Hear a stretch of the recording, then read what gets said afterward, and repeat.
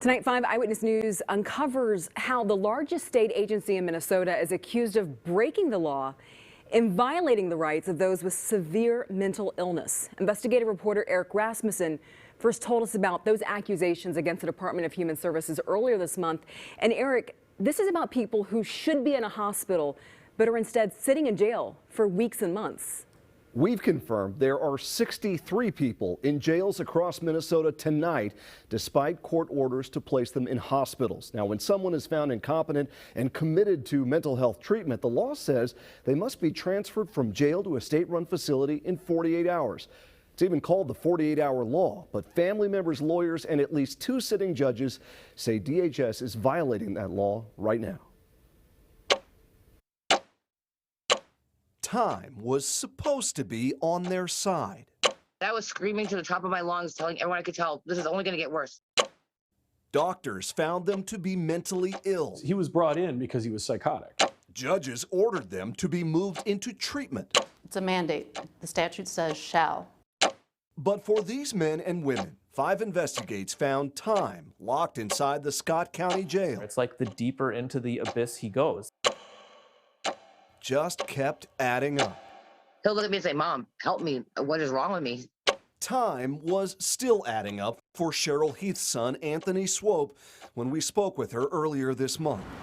Arrested in June, police accused Swope of kicking a security guard at St. Francis Hospital in Shakopee. He can be violent. He can be extremely violent. You need to get, talk to him and make him realize that you're a human, not just, because he's got these delusions and these voices that he hears. In September, a judge put Swope's criminal case on hold after he was found mentally unfit and committed to the Department of Human Services for treatment. He actually told the court, I agreed to this. I want to go to the hospital and I want to get help. But attorney Kevin Wetherill says that's not what happened. He was supposed to get treatment within 48 hours, and he hasn't. Instead of 48 hours, Anthony Swope remained here at the Scott County Jail for 57 days.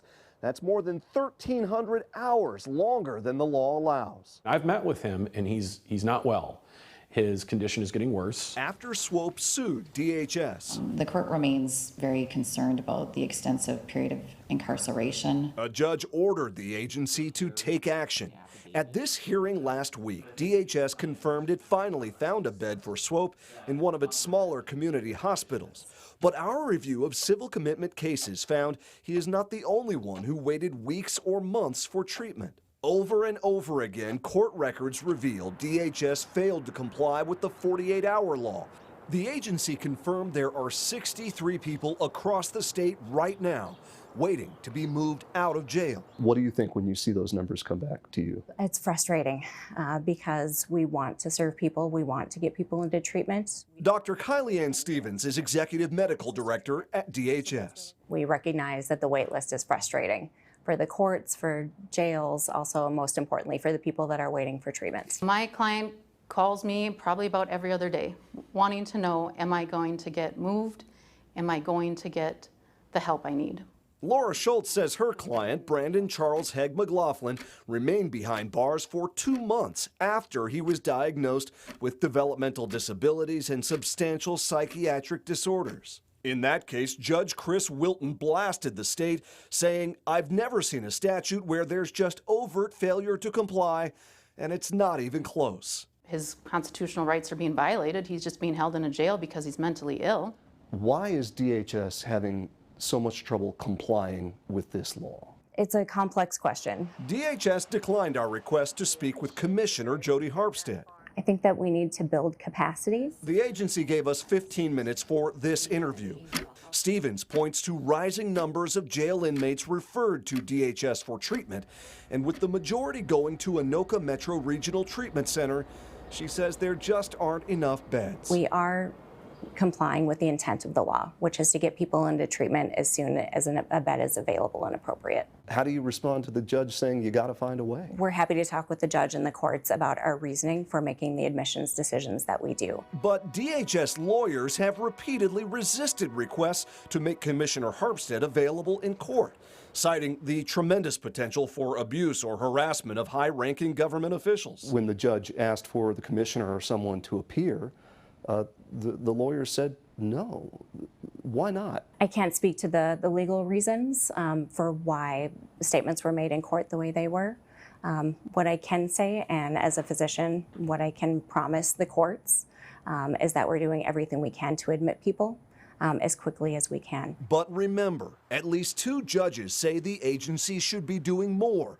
Dozens who are supposed to be in hospitals remain stuck in jail tonight, including Tokvan Lee. The Scott County Jail is not a treatment site. My client is not getting medication. Lawyer Jim Conway says Lee has been waiting behind bars for more than 3 weeks since being ordered to treatment for schizoaffective disorder.